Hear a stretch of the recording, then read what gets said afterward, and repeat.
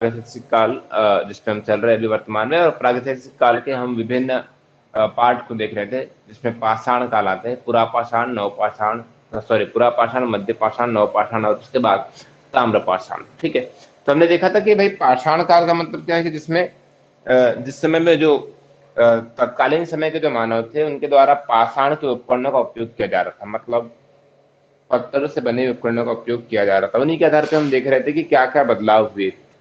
ठीक है, तो काफी बदलाव देखने को मिले थे। जो पुरापाषाण काल में जो पत्थर थे, जो प्रारंभिक तौर पे जो उपकरण बनाए गए थे पत्थरों के, वो उतने बेहतर नहीं थे जो उसके बाद के समय में लगातार आते गए। ठीक है, तो भाई ये चीजें हमने लगातार देखते गए, और ये भी देखा कि मध्य प्रदेश के किन स्थानों से कौन कौन से हमको ऐसे पाषाणों के उपकरण मिले, लघु पाषाण उपकरण मिले हैं। हमने देखा है अलग अलग स्थान में अलग अलग संख्याओं में ये उपकरण मिले, कुछ जगह पर बहुत अधिक मात्रा में, कुछ जगह पर कम मिले हैं, कुछ जगह पर विशेष प्रकार के उपकरण प्राप्त हुए हैं। ये हमने अब तक देखा है। ठीक है, तो अब इसके बाद इसी में पाषाण युग में ही एक और चौथा जो पार्ट आता है, इसका अंतिम भाग जो है, ये चौथा भाग जो आता है उसका नाम है ताम्र पाषाण काल। कल हमने हेडिंग बना दी थी उसकी, ताम्र पाषाण काल।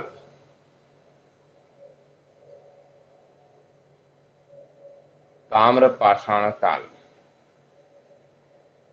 ठीक है, ये जो ताम्र पाषाण काल रहा है, जिसको हम कैल्कोलिथिक के नाम से भी जानते हैं,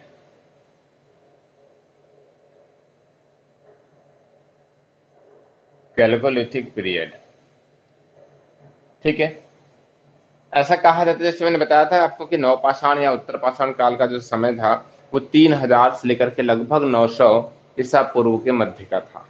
ठीक है, तो वैसे ही कहा जाता है कि जो ताम्र पाषाण काल है, ठीक है, जो ताम्र पाषाण काल है इसका समय क्या होगा भाई, एक सेकेंड।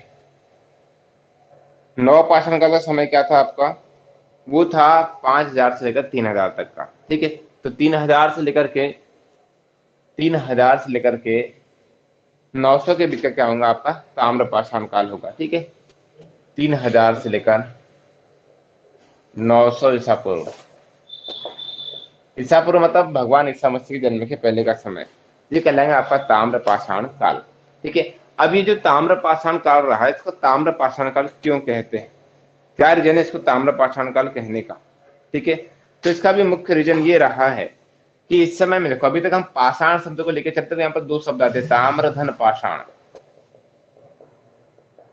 ठीक है, कि वह टाइम ड्यूरेशन, इतिहास का वह समय जिस समय में मानव अपने उपयोग के जो विभिन्न उपकरण होते थे उनका निर्माण तांबे से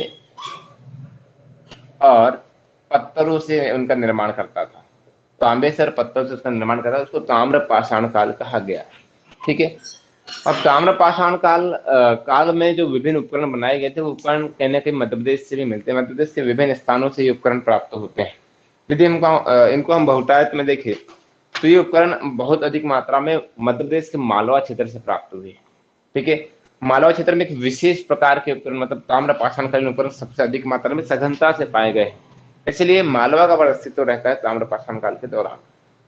ठीक है, और अभी हम देखते हैं कि मालवा में कहाँ कहाँ पर मिलते हैं, कौन कौन से मिलते हैं। ठीक है, इसके अलावा संपूर्ण मध्य प्रदेश के अलग अलग स्थानों में भी आपको ताम्र पाषाणकालीन उपकरण प्राप्त हुए हैं जो बड़े खास रहे हैं।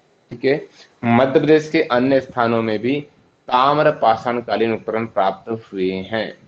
ठीक है, रंजू जी गुड मॉर्निंग, है ना। चलिए, आज कुछ लोग शायद संडे का मजा ले रहे हैं, पर भाई मजा लेने का समय नहीं है। ठीक है, चलिए आते हैं इधर।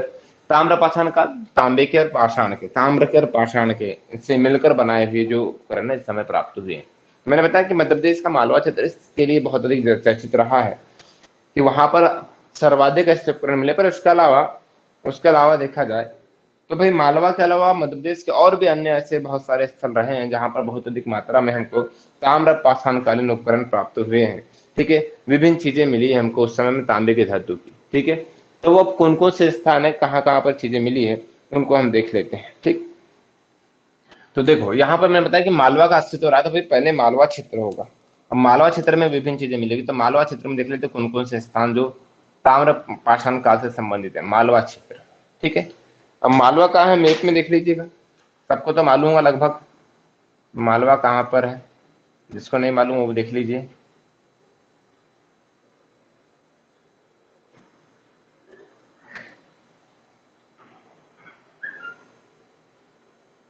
ठीक है।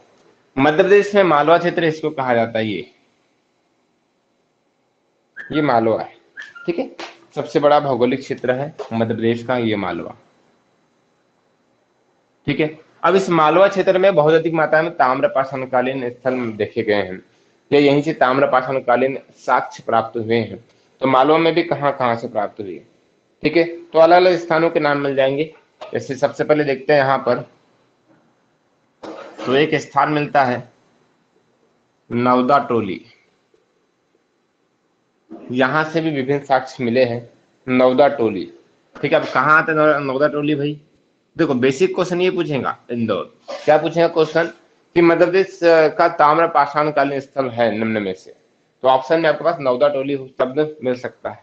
अब कहाँ पर है? मालवा में। फिर मालवा में भी कहाँ पर पर्टिकुलर? तो इंदौर में। ठीक है, क्लियर है। फिर उसके बाद आते हैं, तो भाई ये इंदौर के जस्ट पास में देखते हैं हम इंदौर से, तो देखो इसको थोड़ा सा ऊपर कर दे रहा हूं, ये इंदौर हुआ। इंदौर से ऊपर में क्या आता है आपका? जस्ट लगा हुआ क्या है, इसी से लगा हुआ क्या है? उज्जैन। तो फिर उज्जैन में विभिन्न स्थान मिल जाते हैं जो ताम्र पाषाण कालीन रहे हैं, जैसे नागदा, फिर कायथा। ठीक है, नागदा, कायथा, ठीक, डांगवाला, डांगवाला। ठीक है, नागदा, कायथा, डांगवाला। ठीक, ये जो तीनों स्थान है ये उज्जैन के हैं, और ये ताम्र पाषाणकालीन स्थल माने जाते हैं मध्य प्रदेश के। ठीक है, इससे पहले क्वेश्चन पूछा जा चुका है कि मध्य प्रदेश में ताम्र पाषाणकालीन बस्तियां कौन कौन सी है। ठीक है, तो ये क्वेश्चन आ चुके हैं पहले, नागदा, कायथा और डांगवाला को पूछा गया है निम्न में से ताम्र पाषाणकालीन बस्ती कौन सी मध्य प्रदेश की। ठीक है, काफी पहले से आ चुका है, पर अब इसका वेटेज बढ़ गया तो और ज्यादा उम्मीद है इसकी, और ज्यादा संभावना है इससे आने की। ठीक है, तो उज्जैन से ये तीन हो गए, इंदौर में नौदा टेली हो गई। उसके बाद आगे चलते हैं, यहाँ देखिएगा यहाँ पर क्या है आपका? मंदसौर। ठीक है, और मंदसौर में एक स्थान है एक जावरा। नागदा, कायदा और क्या लिखे थे? डांग वाला। डांग, डांग वाला भैया, डांग वाला है ना। ठीक, तो मंदसौर में जावरा, इसका भी ताम्रपाषाण काल से संबंध देखा गया है। ये भी यहाँ पर भी ताम्रपाषाण कालीन विभिन्न कहना चाहिए हमको उपकरण प्राप्त हुए हैं। ठीक है, इसके बाद आगे बढ़ते हैं, तो अगला यहाँ पर देखिएगा, यहाँ पर यहाँ हम आते थे, यहाँ एक राज्य मिलता है, सरजिला मिलता है, इसका नाम है क्या? सागर। और सागर में कौन सा? तो सागर में एरण का आपने देखा होगा उल्लेख, एरण।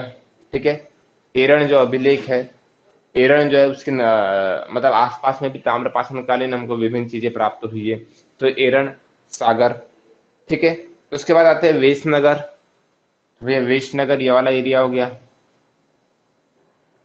ठीक है, वेशनगर। वेशनगर किसको बोलते थे पहले? विदिशा को। ठीक है, तो वेशनगर, ये इतने जो स्थल रहे हैं ये ताम्र पाषाणकालीन स्थल रहे हैं जो किस क्षेत्र में आते हैं? मालवा क्षेत्र में आते हैं। ठीक है, मध्य प्रदेश के मालवा क्षेत्र में आते हैं ये ताम्र पाषाणकालीन स्थल। ठीक है, इतना समझ में आ गया होगा सभी को, उम्मीद है।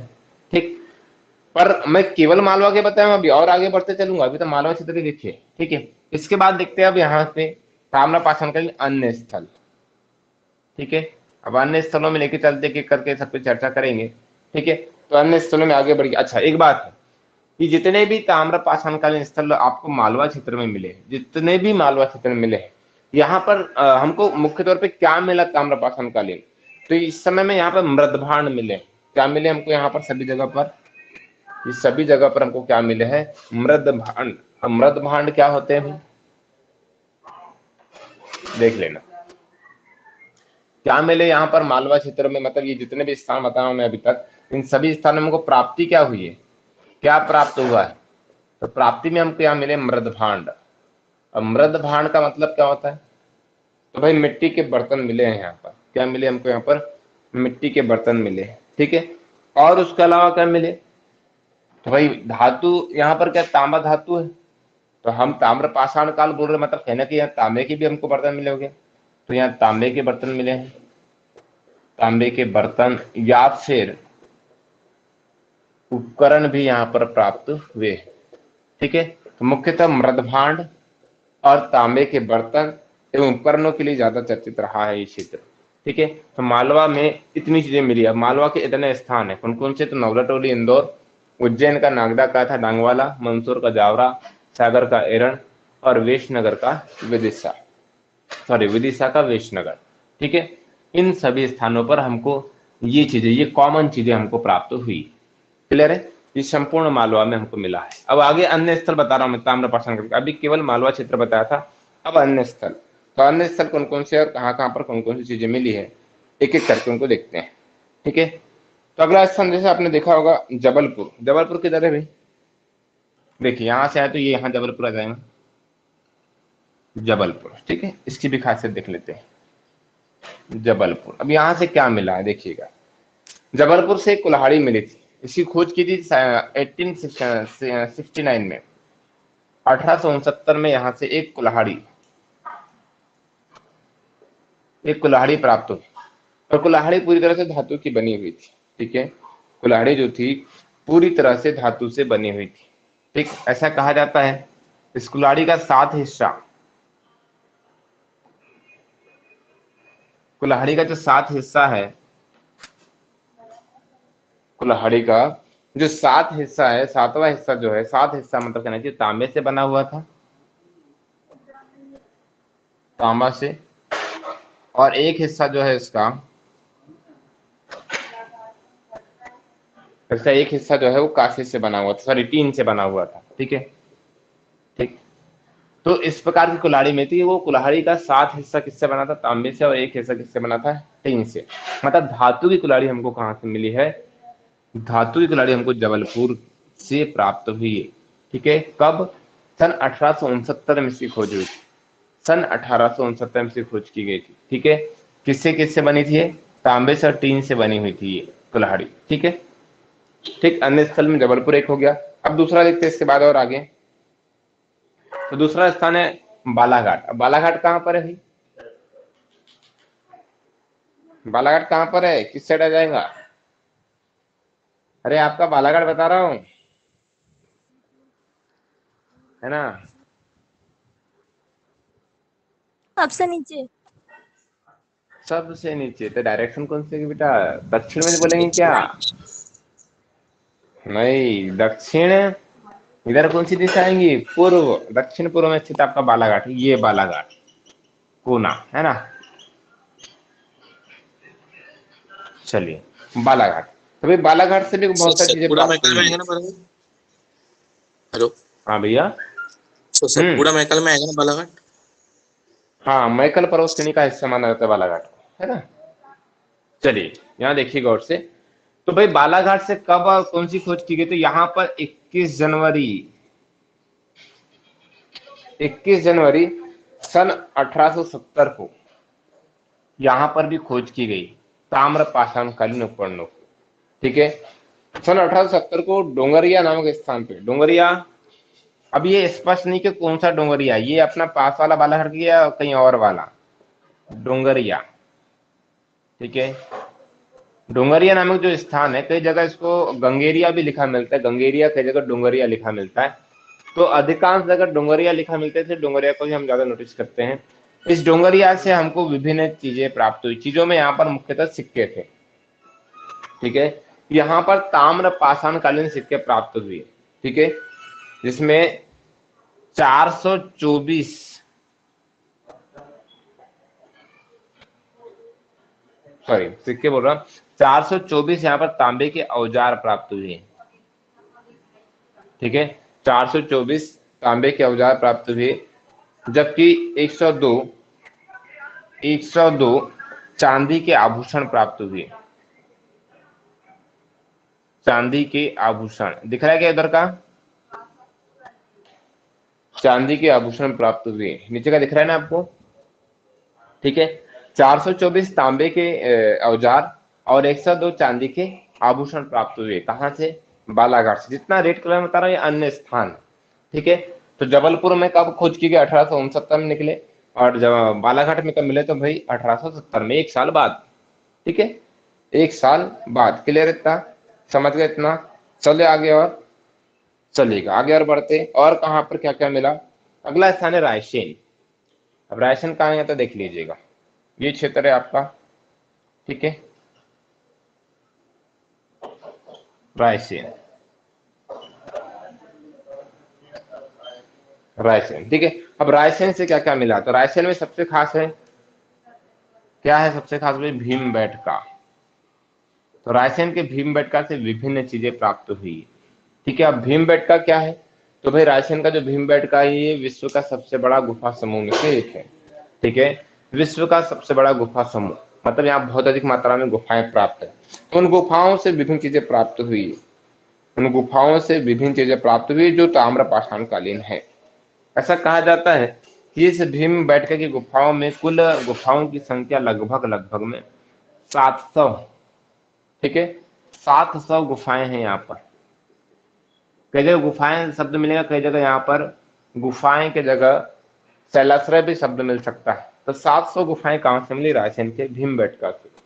इन 700 में से जो 500 गुफाएं रही हैं, ये 500 गुफाओं की में भित्ति चित्र प्राप्त हुई। भित्ति चित्र का मतलब कि इन गुफाओं की दीवारों पर चित्रकारी की गई, ठीक है, इन गुफाओं की दीवारों पर चित्रकारी की गई है, ठीक। और ये चित्रकारी ऐसी वैसी भी नहीं है, चित्रकारी जो है ये पूर्णतः रंगीन चित्रकारी है, ठीक है, पूर्णतः रंगीन चित्रकारी है, इसलिए बहुत ज्यादा चर्चित है। अब रंगीन है तो भी कौन कौन से रंगों का उपयोग किया गया है, तो मुख्यतः यहाँ पर 2 रंगों का उपयोग किया गया, पर यदि हम देखें तो कुछ जगह पर और अन्य रंग भी देखने को मिले। मुख्यतः यदि रंगों की बात करें तो लाल और सफेद रंग यहाँ पर मुख्यतः देखने को मिलता है, लाल और सफेद रंगों का उपयोग किया गया है, लाल और सफेद रंग। और उसके अलावा कुछ चित्रकारी में लाल सफेद के अलावा हरे और पीले रंग भी प्राप्त हुए, हरे और पीले रंग भी यहाँ पर प्राप्त हुए। मतलब यूं देखा जाए तो भीमबेटका की गुफाओं में जो भित्ति चित्र प्राप्त हुए है वो सफेद, लाल, हरे और पीले, ये चारों रंगों के। अब ये रंग अभी वाले रंग नहीं है, ये सभी के सभी प्राकृतिक रंग है, ठीक है, ये सभी के सभी कैसे प्राकृतिक रंग है, ठीक, नेचुरल है। अभी जैसे नहीं कि हम पेंट ला के पोत दिए है ना, ये सब चीजें नहीं मिलती थी पहले। इन सबको पेड़ों की छाल, पत्तियां, उनके पुष्प मतलब फूल, ठीक है, उनसे तैयार किया जाता था और इन रंगों से इन्हें रंगा गया है, इसलिए आज भी ये रंग वहां पर बने हुए हैं, ठीक है। क्लियर है इतना, ये समझ गए होगे आप लोग, ठीक। तो भाई रायसेन का भीमबेटका अन्य स्थलों में, ठीक है, यहाँ पर क्या क्या मिले, गुफाएं, और गुफाओं में क्या मिले, भित्ति चित्र। ये भित्ति चित्र भी ताम्र पाषाण काल के माने गए, मतलब भीमबेटका भी ताम्र पाषाण कालीन स्थल है मध्य प्रदेश में, ठीक है। चले आगे, इसके बाद अगला स्थान होशंगाबाद, ठीक है, अगला देखते हैं यहीं पर होशंगाबाद।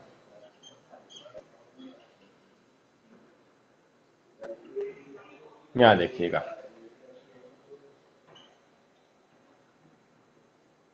ठीक है, होशंगाबाद।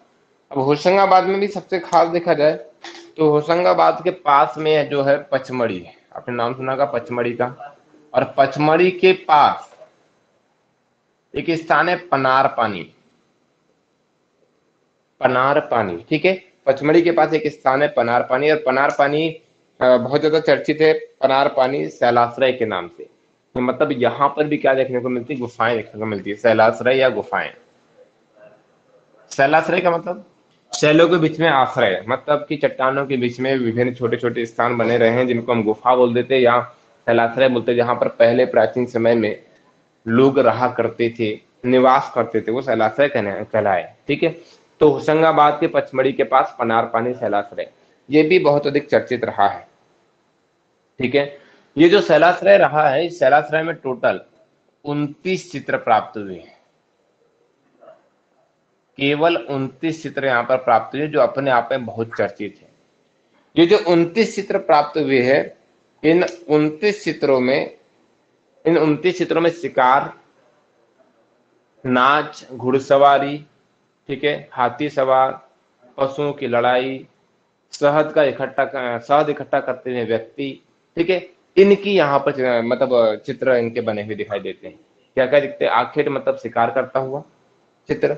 उसके बाद नाच गाना, मतलब नाचते हुए, नृत्य करते हुए, घुड़सवारी करते हुए व्यक्तियों की वहां पर चित्र देखने को मिलते हैं।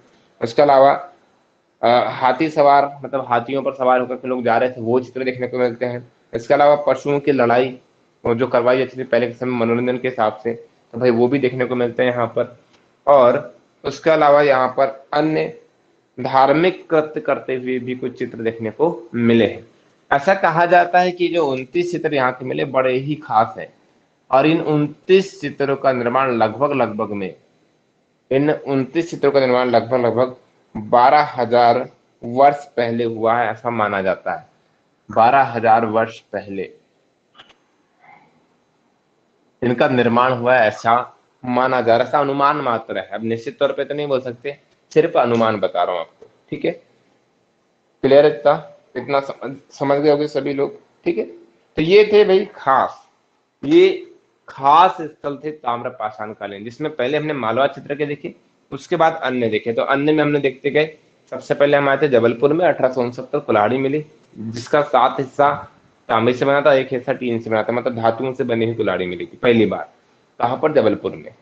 पहली बार हमने ताम्रपाषाण काल में बालाघाट के डोंगरिया से 1870 में 424 तांबे के औजार और 102 चांदी के आभूषण प्राप्त किए थे। ठीक है, ये भी पहली बार ताम्रपाषाण काल में मध्य प्रदेश के क्षेत्र से चीजें देखने को मिली है। उसके बाद हम आगे आ गए थे, तो फिर आगे हमने देखा था होशंगाबाद वाला क्षेत्र, है ना। फिर हमने देखा था यहाँ भीमबेटका में शैलाश्रय मिला। शैलाश्रय में भित्ति चित्र मिले, जिनमें लाल सफेद रंगों का ज्यादा उपयोग किया गया, हरे और पीले रंग का भी उपयोग हुआ। ठीक है, उसके बाद आ गए हम होशंगाबाद का पनारपानी क्षेत्र, शैलाश्रय, यहाँ पर भी 29 चित्र मिले। ठीक है, ये सभी के सभी ताम्रपाषाण कालीन स्थल रहे हैं। ठीक है, यहाँ पर मिलने वाले विभिन्न चित्र, उपकरण, ठीक है, इनसे हमको ये पता चलता है कि कहने का ताम्रपाषाण कालीन रहे हैं। ठीक है, ताम्रपाषाण कालीन रहे, इतना क्लियर होता है। ठीक है, इसके अलावा कुछ सामान्य जानकारी प्राप्त होती है कि प्राग ऐतिहासिक कालीन जो मानव हुआ करते थे, उनको स्वास्तिक चित्र, जो स्वास्तिक जो चिन्ह होता है, तो स्वास्तिक चिन्ह का जो स्वास्तिक जो चिन्ह है, उनका इनको ज्ञान था, उनका उसके बारे में जानते थे। ठीक है, कि स्वास्तिक चित्र कैसा होता है, क्या होता है, इनका इनको ज्ञान था उस समय में। ठीक है, मतलब ये स्वास्तिक पूजा करते थे, ऐसी जानकारी प्राप्त होती है। अभी स्वास्तिक चिन्ह कैसा होता है?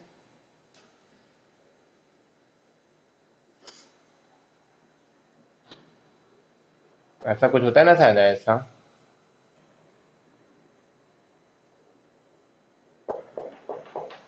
ऐसे ही होता है ना स्वास्तिक चिन्ह, गलत तो नहीं बना? सर रॉन्ग हो गया। गलत हो गया कि पल्लवी, कैसा? अच्छा, इसके डायरेक्शन चेंज कर देते हैं ना, ऐसा।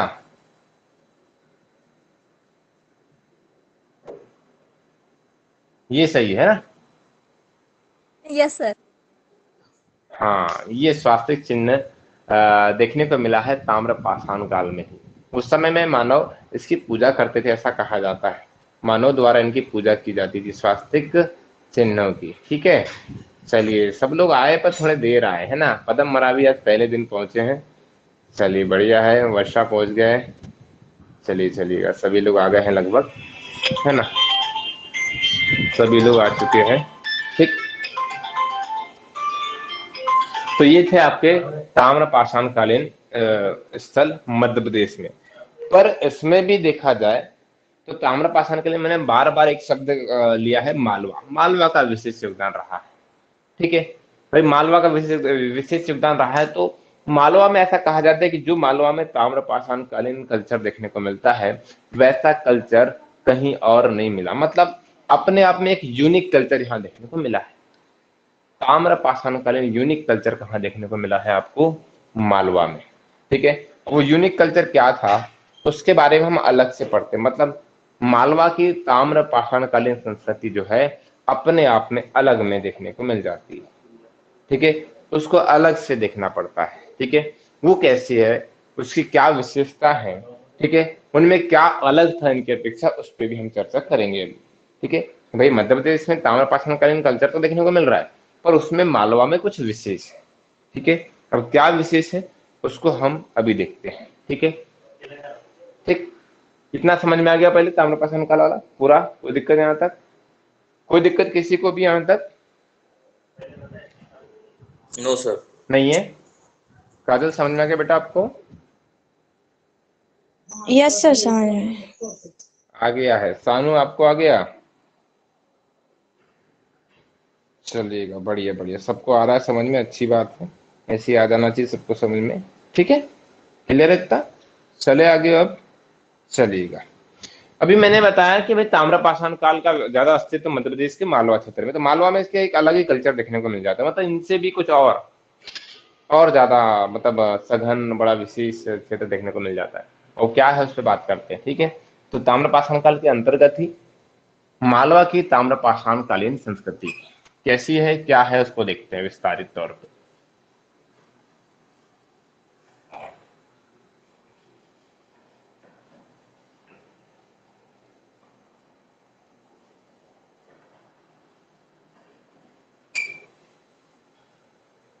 देखिएगा, ठीक है,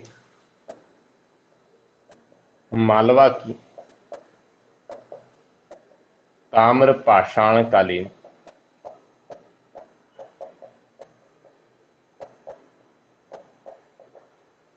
संस्कृति। देखो, ताम्रपाषाण काल का जो कल्चर है वो सभी जगह पे मिला, भारत में और भी जगह पर मिला, मध्य प्रदेश में भी और भी जगह पर मिला, पर मध्य प्रदेश के मालवा में जो मिला वो अपने आप में बहुत अलग, यूनिक है। अब अलग है तो कैसा अलग है, इसलिए हम उसको अलग से पढ़ लेते हैं। ठीक है, इसलिए हमने एडिंग बना ली कि मालवा की ताम्रपाषाण कालीन संस्कृति, मालवा में कैसी क्या चीजें अलग मिल गई है। ठीक है, उसको देखते हैं। ऐसा कहते हैं, जैसे अभी मैंने मालवा में बताया था, कुछ विभिन्न स्थानों का अभी चर्चा में बतलाया, नाम सबके ले लिया, पर उसमें क्या खास है उसको हम बता रहे हैं। ठीक है, देखना भी है ना।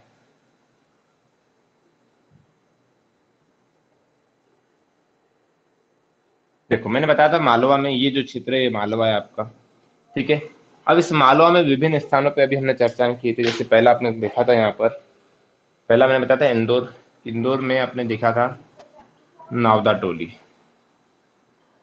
सॉरी नवदा टोली,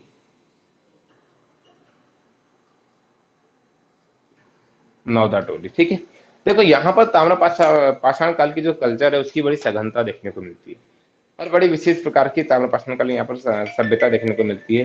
ठीक है, इसी कारण से इसको मालवा की ताम्रपाषाण काल संस्कृति का मतलब कहना चाहिए, ये जो खास जो यहाँ पर जो कल्चर देखने को मिला, ये विशेष तौर पर मालवा की ताम्रपाषाण कालीन कल्चर है। यहाँ पर जो मिला अपने आप में अलग है बाकी की अपेक्षा।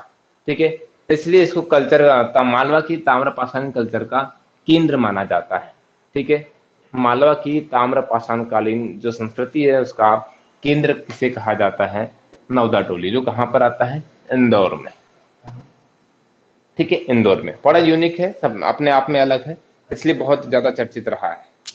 ठीक है, बहुत अधिक चर्चित रहा है। ठीक, ये नर्मदा के उत्तर में स्थित है, ये जो है नर्मदा के उत्तर में स्थित है, इसीलिए इसको मध्य प्रदेश की ताम्रपाषाण कालीन या मालवा की ताम्रपाषाण कालीन संस्कृति भी कहते हैं। ठीक है, इसीलिए नवदा टोली को केंद्र रहा है, मालवा में जो कल्चर मिला ताम्रपाषाण कालीन कल्चर उसका केंद्र रहा है, इसीलिए इसको मालवा की ताम्रपाषाण कालीन संस्कृति कहते हैं। इसको? नवदा टोली को। क्लियर है, याद रहेंगे इतना। ठीक, कहां पर स्थित है भैया? ये नर्मदा के उत्तर में स्थित है, नर्मदा के उत्तर में। ठीक है, नर्मदा के उत्तर में। ऐसा माना जाता है कि मालवा क्षेत्र में नर्मदा के उत्तर और दक्षिण दोनों ओर ताम्रपाषाण कालीन संस्कृति की सघनता देखने को मिलती है।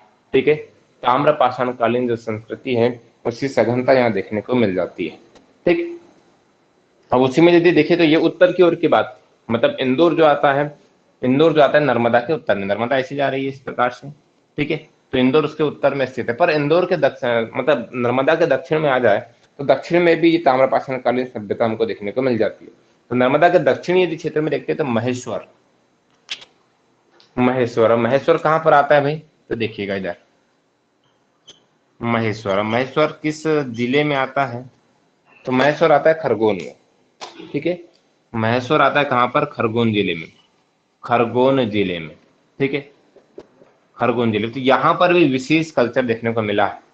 तो यूं देखा जाए तो हम बोल सकते हैं कि मालवा की ताम्रपाषाण कालीन जो संस्कृति है नर्मदा के उत्तर और नर्मदा के दक्षिण में विस्तारित है, नर्मदा के उत्तर और दक्षिण में विस्तारित है। ऐसा ऐसा किसी पर्टिकुलर पर्सन द्वारा बताया गया है। ऐसा बताने वाले जो पुरातत्वविद है, ऐसा बताने वाले जो पुरातत्वविद है जिन्होंने यहाँ पर सर्वेक्षण किया है, ठीक है, जिनके द्वारा यहाँ पर बहुत अधिक मात्रा में इन्होंने उत्खनन भी करवाया है, उत्खनन के माध्यम से विभिन्न चीजों की खोज की, तो ऐसा बताने वाले जो व्यक्ति, उनका नाम है HD सांकलिय। HD सांकलिय, सांकलिया है ना, इनके द्वारा ही खोज की गई और इन्होंने बताया कि मालवा की जो ताम्रपाषाणकालीन संस्कृति है वो नर्मदा के उत्तर और दक्षिण में विस्तारित है, ठीक है, ऐसी इन्होंने जानकारी दी। इसके अलावा इन्होंने बताया कि भले ये बटी हुई है तो मुख्य तौर पे नौदा टोली और मुख्य तौर पे महेश्वर को इन्होंने बांटा, पर इसके अलावा अन्य स्थलों की भी इन्होंने खोज की थी, तो उनके बारे में बताया। जैसे अन्य स्थलों में देखते हैं नागदा काय था, अन्य स्थलों में नागदा काय था, नागदा काय था, एरण, ठीक है, एरण, फिर मनौती, मनौती, इनाम गांव, ठीक है, ये ऐसे विभिन्न स्थल और देखने को मिले मालवा में, ठीक है। जैसे अभी हमने पहले चर्चा की है इनकी, मालवा में ये विभिन्न स्थान मिले जो मालवा के कल्चर को और ज्यादा सुशोभित करते हैं, ठीक है, क्लियर है इतना। तो ये किसके अनुसार बताया गया? डॉक्टर HD सांकलिया के अनुसार। उन्होंने सर्वे किया, उन्होंने एग्जीबिशन किया यहाँ पर, मतलब इनके द्वारा यहाँ पर उत्खनन किया गया और उत्खनन के माध्यम से उन्होंने मालवा में एक अलग सी यूनिक ताम्रपाषाणकालीन कल्चर को देखा, ठीक है। अब उसमें भी और कौन कौन से स्थान है जहां पर ये ताम्रपाषाणकालीन जो कल्चर देखने को मिला वो सब में अलग था। तो उसमें सबसे केंद्र जो इसका और एक जो ज्यादा बेहतर जानकारी देता है वो है उज्जैन के, सॉरी, इंदौर के ऊपर में उज्जैन। और उज्जैन जो रहा है, उज्जैन से स्पष्ट हो जाता है कि मालवा की जो ताम्रपाषाणकालीन जो संस्कृति रही है बाकी की अपेक्षा बेहतर रही है, अलग रही है, ठीक है, यूनिक रही है, ठीक। अब उज्जैन में भी देखते हैं तो उज्जैन में आपने देखा होगा, उज्जैन जो है ये किस नदी के किनारे है भी उज्जैन, आप सभी जानते हैं। तो उज्जैन जो है किस नदी किनारे उज्जैन? क्षिप्रा, क्षिप्रा नदी किनारे, ठीक है। पर उज्जैन के कुछ दूरी से, देखो क्षिप्रा तो है ही, पर उज्जैन की कुछ दूरी से कालीसिंध नदी भी बहती है। तो उज्जैन के पास में जो कुछ दूरी से कालीसिंध नदी बहती है, तो जो कालीसिंध नदी है, इस कालीसिंध नदी के किनारे मालवा की ताम्रपाषाणकालीन कल्चर की जानकारी प्राप्त हुई है, ठीक है। और वो भी कब इसकी खोज की गई? तो खोज की गई 1964 में, 1964 में खोज की गई कि उज्जैन में कालीसिंध नदी के किनारे में, भाई उज्जैन एक्चुअल में क्षिप्रा नदी के किनारे में स्थित है, पर कुछ दूरी से कालीसिंध भी यहां से होकर के जाती है। तो कालीसिंध नदी के किनारे में हमको मालवा की ताम्रपाषाणकालीन संस्कृति कुछ साक्ष्य प्राप्त हुए हैं, ठीक है, जिसकी खोज 1964 में की गई थी। और खोजकर्ता जो थे वो थे VS वाकड़कर, नाम सुना होगा आपने, VS वाकड़कर। VS वाकड़कर जो है उनके द्वारा खोज की गई है, ठीक है। VS वाकड़, एक सेकेंड, वाकड़ ऐसे ही बनेगा रे, वाकड़कर, ठीक है। VS वाकड़कर ने खोज की कालीसिंध नदी के किनारे में मालवा की ताम्रपाषाणकालीन संस्कृति की, ठीक है। अब उन्होंने बताया यहाँ पर, ऐसा कहा उन्होंने, यहाँ पर जब यहाँ पर खुदाई जब करवाई उन्होंने, उत्खनन जब करवाया, तो उत्खनन में उन्होंने यहाँ से भूरे रंग के मृद भांड प्राप्त किए थे, भूरे रंग के मृद भांड इन्होंने प्राप्त किए थे। अब मृद भांड क्या होते मैंने बताया था अभी अभी कि मिट्टी से बने हुए उपकरण या बर्तन प्राप्त किए थे। पर इनकी भी विशेषता थी, कैसे रंग के थे? तो भूरे रंग के थे, धूसर रंग के थे, ठीक है, न तो ये पूरी तरह से काले थे न ही लाल थे, उन दोनों का मिक्सचर जो रंग होता है वो रंग के थे, मतलब भूरे रंग के थे, भूरे रंग के थे ये जितने भी अमृत भांड मिले। इनकी खासियत ये थी अमृत भांडों की, मिट्टी के बर्तन थे, ठीक है, इनकी खासियत ये थी कि इन बर्तनों पर विशेष प्रकार की डिजाइनें बनाई गई थी, जैसे मान लो ये बर्तन का ऐसा ऊपर वाला भाग है, ठीक है, यहाँ पर इस प्रकार की ऐसी डिजाइन तैयार की गई जो कभी कभी अभी भी हम लोग देख लेते हैं, ठीक है। पर ये जो डिजाइन तैयार की गई थी इसके ऊपर, ये काले एवं गुलाबी रंग की हुआ करती थी, काले रंग की, काले एवं गुलाबी, काले एवं गुलाबी रंग की थी ये डिजाइन, ठीक है, काले रंग की और गुलाबी रंग की, ठीक है। ये दो रंगों का उपयोग किया गया था। तो इस प्रकार की पहली बार ताम्रपाषाण काल में इस प्रकार के पहली बार मृदभांड मिले हैं, ऐसा कल्चर पहली बार देखने को मिला। और मिला तो कहाँ मिला? मालवा के उज्जैन क्षेत्र में, ठीक है। मतलब मालवा के जो ताम्रपाषाण कालीन जो कहना चाहिए कल्चर है वो कहाँ देखने को मिलता है? तो कालीसिंध नदी के किनारे देखने को मिलता है। इसकी खोज किसने की? तो वी.एस. वाकड़कर ने। और इसके बारे में थोड़ी बहुत जानकारी किसने दी? H.D. सांकेल्य ने दी। दो व्यक्तियों का नाम यहाँ देखने को मिलता है। ये जो मृदभांड मिले थे भूरे रंग के जो थे भाई, इनमें जो डिजाइन थी वो काले और गुलाबी रंग की थी। इस डिजाइन को, इस पद्धति को विशेष नाम दिया गया है, ठीक है।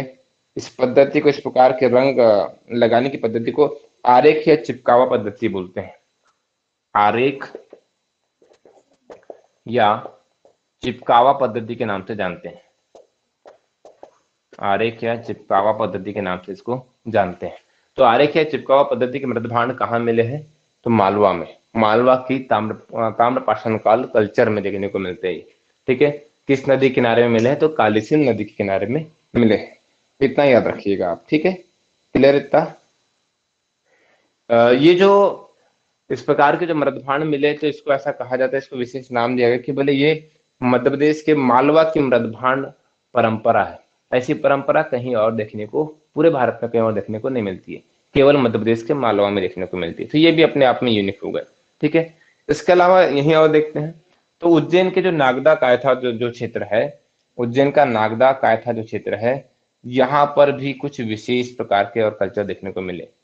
यहाँ पर खुदाई के दौरान विभिन्न बस्तियां देखने को मिली है, मतलब विभिन्न मकान मिले हैं। प्राचीन समय जैसे हमको सिंधु घाटी सभ्यता में मकान मिले थे, नगरीय व्यवस्था मिली थी, वैसी ही व्यवस्था उज्जैन के नागदा और कायथा में देखने को मिली है, ठीक है। ये जो नागदा कायथा है, यहाँ पर जो मकान बने हुए मिले, ये बड़े ही व्यवस्थित मकान थे, ठीक है। इन मकानों का जो निर्माण किया गया था, यहाँ जो मकान मिले हैं हमको इन जगहों पर, ये जो मकान बनाए गए थे, मकानों के निर्माण में बांस और मिट्टी का उपयोग किया गया था। मतलब ये कि मकानों की जो दीवार है पहले बांस से बनाई गई और बांस के ऊपर फिर मिट्टी को लीप दिया गया, ठीक है। इस प्रकार के मकान हुआ करते थे पहले। कहाँ पर? ताम्रपाषाण काल में। वो भी कौन से क्षेत्र में? मालवा क्षेत्र में। मालवा के कौन से क्षेत्र? नागदा और कायथा। यहाँ पर इस प्रकार के मकान देखने को मिले, मतलब बांस और मिट्टी के मकान उस समय में हुआ करते थे, जो बड़े ही मजबूत हुआ करते थे। और अभी वो खुदाई के दौरान मिले थे। इनकी खोज किसने की थी? तो वी.एस. वाकड़कर ने ही इसी खोज की थी, ठीक है। क्लियर है इतना? इतना समझ गए होगे? क्या सभी लोग इतना समझ गए हैं? ठीक है, यदि इतना समझ गए होगे तो ठीक है, अच्छी बात है, ठीक है। और कोई दिक्कत हो तो बिल्कुल पूछ सकते हैं आप लोग। तो मालवा की ताम्रपाषाण कालीन संस्कृति में ये विभिन्न चीजें आपको देखने को मिलती है। दो व्यक्तियों के अनुसार चल रहे, एक H.D. सांकेल्य जी जिन्होंने नर्मदा के उत्तर और दक्षिण के बारे में बताया, और दूसरे व्यक्ति है वी.एस. वाकड़कर जिन्होंने उज्जैन के कालीसिंध नदी के किनारे के विभिन्न ताम्रपाषाण कालीन स्थलों को बतलाया है, ठीक है। यहां तक कोई दिक्कत किसी को वो तो बता दीजिए।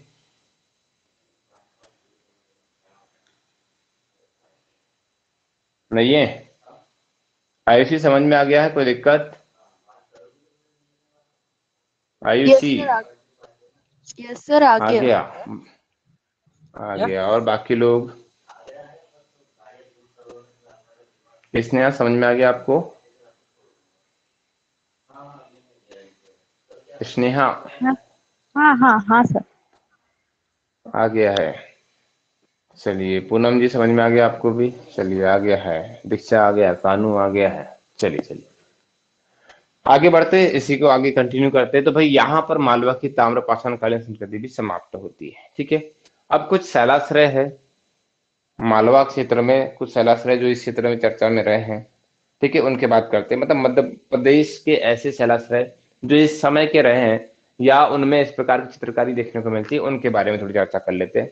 तो अगले छोटी सी हेडिंग बना दीजिएगा, मध्य प्रदेश के प्रमुख शैलाश्रय एवं शैलचित्र जो इस समय के थे, है ना, ताम्रपाषाण कालीन थे। तो हेडिंग बना दीजिए, मध्य प्रदेश के प्रमुख शैलाश्रय एवं शैलचित्र, शैलाश्रय एवं शैलचित्र।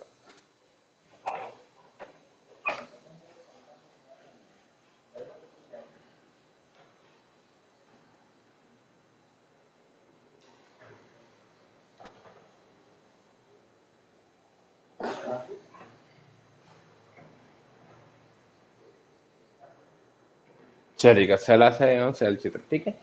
मध्य प्रदेश के प्रमुख शैलाश्रय एवं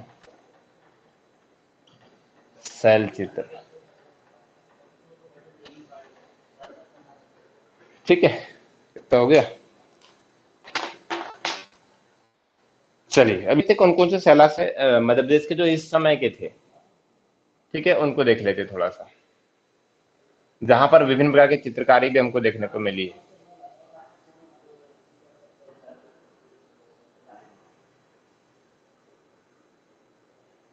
ठीक है, अब कौन कौन से शैलाश्रय यहाँ पर है और किस स्थान पे किन नामों से जाने जाते हैं उनको देख लेते हैं। तो सबसे ऊपर में देखिएगा, शुरुआत करता है एक एक करके। सबसे ऊपर में ये जो हमारा सबसे ऊपर वाला जो जिला है, क्या नाम है इसका भी? सबसे उत्तरी जिला मध्य प्रदेश का, सबसे उत्तरी जिला मध्य प्रदेश का मुरैना, शिवपुरी, शिवपुरी। मुरैना। मुरैना भैया, शिवपुरी इधर है, सही बोले थे पहली बार ही, मुरैना। ये जो मुरैना है, मुरैना भी में भी विशेष प्रकार के शैलाश्रय, मतलब यहाँ पर विभिन्न गुफाएं देखने को मिलती है, जिसमें है लिखीराज। गुफा का नाम है लिखीराज, ठीक है, लिखीराज गुफा यहाँ पर देखने को मिलती है, जो बहुत अधिक चर्चित है। तो जो लिखीराज शैलाश्रय, ये भी ताम्रपाषाण कालीन माना जाता है, ठीक है। हम बात कर रहे हैं मध्य प्रदेश के ऐसे शैलाश्रय जो ताम्रपाषाण कालीन है, ठीक है, जो कहाँ पर है? मुरैना में है। उसके बाद नीचे आते यहाँ पर, तो भाई देखो, ये मध्य प्रदेश का ये जो क्षेत्र है, ये वाला, यहाँ पर ऐसे दो जिले देखने को मिलते हैं, ठीक है। तो इधर कौन सा और इधर कौन सा है? डायरेक्शन के अनुसार बताओ, यहाँ पर कौन सा आएगा?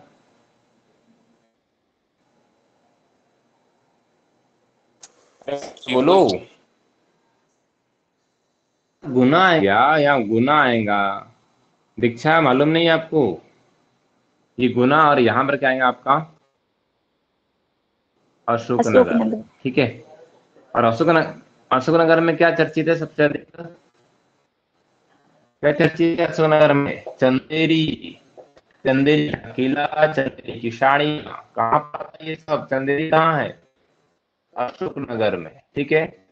तो अशोकनगर के चंदेरी में, अशोकनगर के चंदेरी में जो विशेष यहाँ पर जो शैलाश्रय का नाम है लिखीदात, नमस्कार, वीडियो।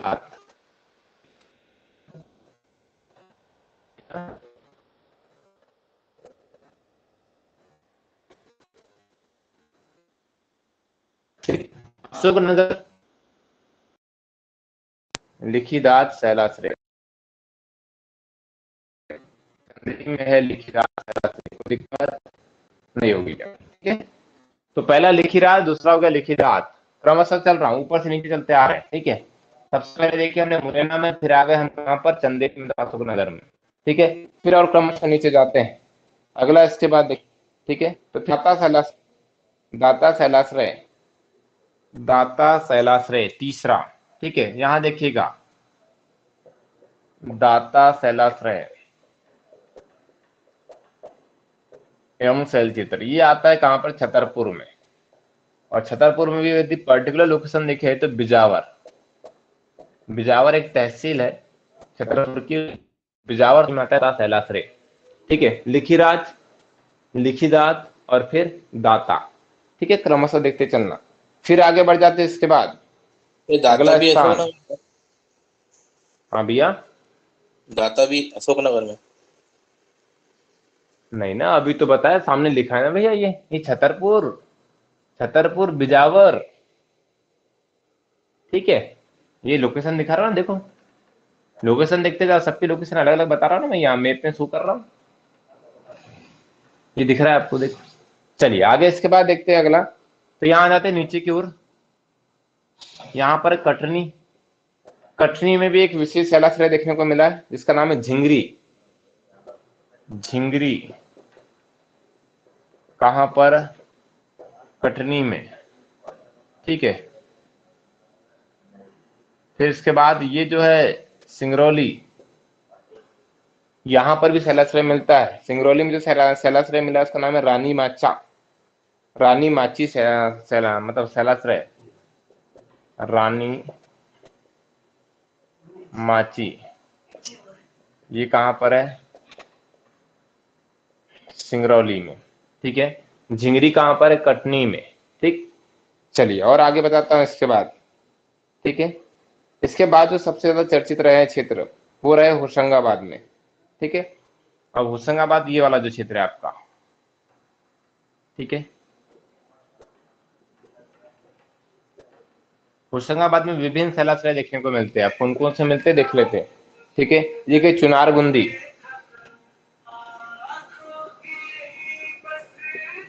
चुनारगुंदी शैलाश्रय का नाम है और ये होशंगाबाद के जो स्थान है कांति वहां पर है। अगला है निशानगढ़ कांजरी, निशानगढ़ कांजरी, ठीक है। ये भी कहां पर है? ये भी होशंगाबाद में, पर पर्टिकुलर स्थान देखा जाए होशंगाबाद का, हाँ तो पचमढ़ी में है। कहां पर है? पचमढ़ी में, ठीक है। फिर तीसरा आश्रय वेलखंडार, वेलखंडार ये भी आता है कहां पर? होशंगाबाद में, पर कहां पर्टिकुलर?